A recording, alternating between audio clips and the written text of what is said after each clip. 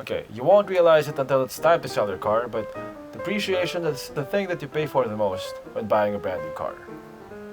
More than the maintenance, more than the repairs, and more than the car's yearly registration combined.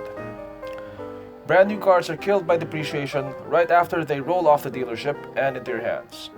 Let's consider one of the most popular car models in the Philippines as a case study, the Toyota Vios. A brand new 2017 Vios E automatic costs about 16,000 US dollars here in the Philippines, or about 800,000 pesos.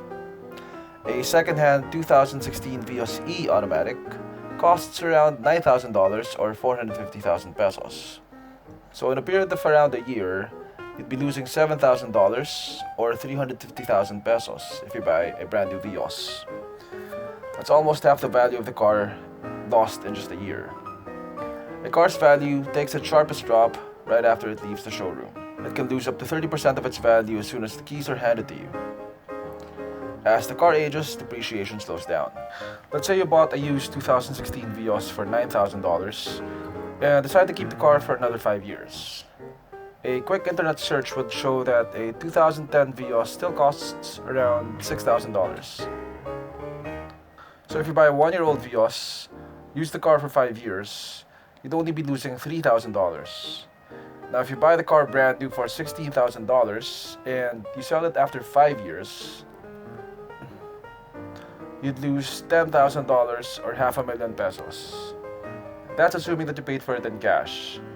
If you paid for it on an installment basis, the interest that you'd pay the bank for a 5-year plan can amount to almost 200,000 Philippine pesos. So that's up to $14,000 or 700,000 pesos down the drain in just 5 years. Moving further down the depreciation graph, after 10 years, the car would be worth $4,600 or 230,000 pesos. So in the first year of ownership, assuming that you paid for it in cash, you'd lose $7,000 or 350,000 pesos on a Vios. The next 5 years, you'd lose an additional $3,000 or 150,000 pesos. And if you decide to keep the car for another 5 years, you'd only lose $1,400 or 70,000 pesos. The depreciation curve flattens as the car gets older, meaning older cars do not depreciate as quickly. Eventually, a car will become fully depreciated. As long as it's in good condition, the value will not go down anymore and may even go up. Different types of vehicles depreciate at different rates. In almost all cases, gas guzzlers depreciate badly except in the case of high-performance sports cars. The brand also plays a significant role in the rate of depreciation. You can never go wrong with a Honda or a Toyota. Luxury cars are actually some of the worst depreciating cars that you can buy.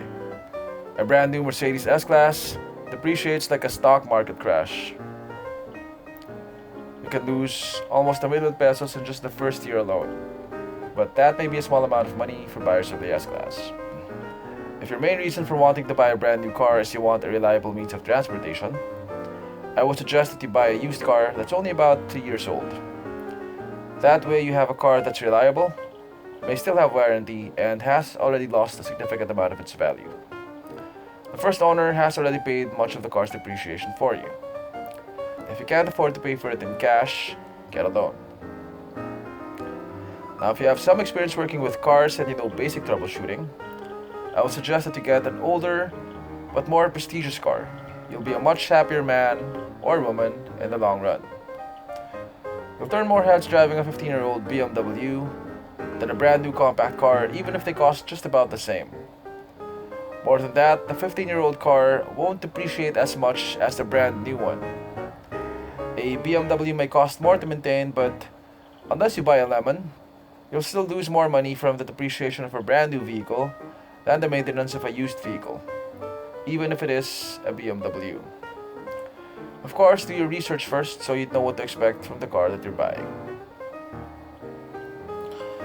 There are cases where buying a brand new car is a good investment.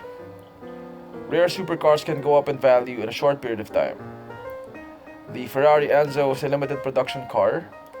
Only 400 were produced between 2002 and 2003. If you bought one back in 2015, you would have paid $1.8 million for it.